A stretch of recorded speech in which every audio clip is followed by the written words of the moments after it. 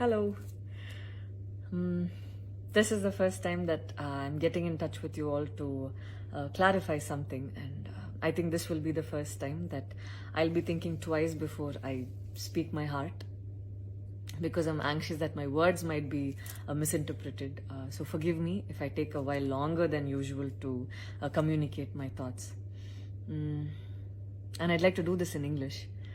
In a recent interview, I was asked if I was a supporter of the left or the right wing, and I clearly stated that I believe I'm neutral, and we need to be good human beings first before we identify ourselves with our beliefs, and that the oppressed need to be protected at any cost. So further into the interview, I went on to elaborate on how I look at things, and I had quoted two references which had a huge impact on me, and which left me traumatized for days. In fact, after I watched the film The Kashmir Files, I had the opportunity to speak with the director, and this was 3 months ago. I remember telling him that I was disturbed seeing the plight of the people at that time, and being someone that I am, I would never belittle tragedy like the genocide and the generations of people who are still affected by it.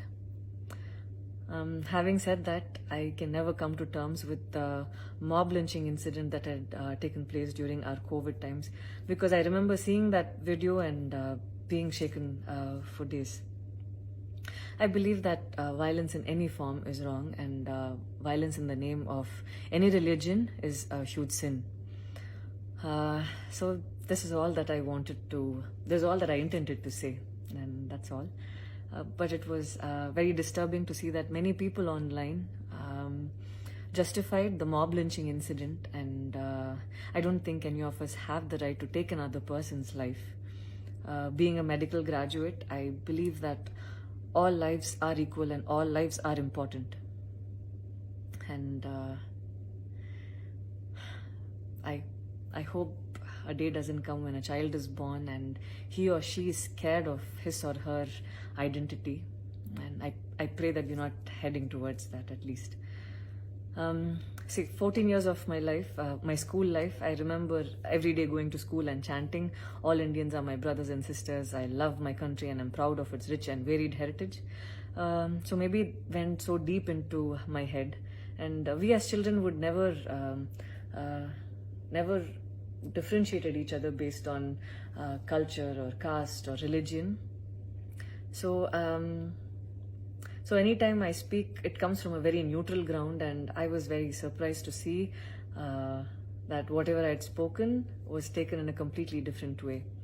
And it was also very upsetting to see that a lot of prominent personalities and websites had carried a snippet from the previous interview that I had given, even without seeing the complete interview or the genuinity behind what was said.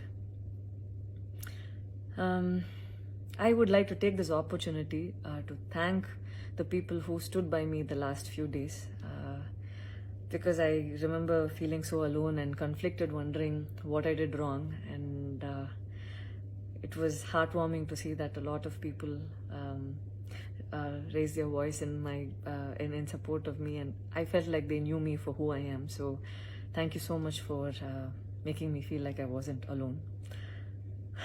So I wish you all happiness, peace and love. Thank you so much.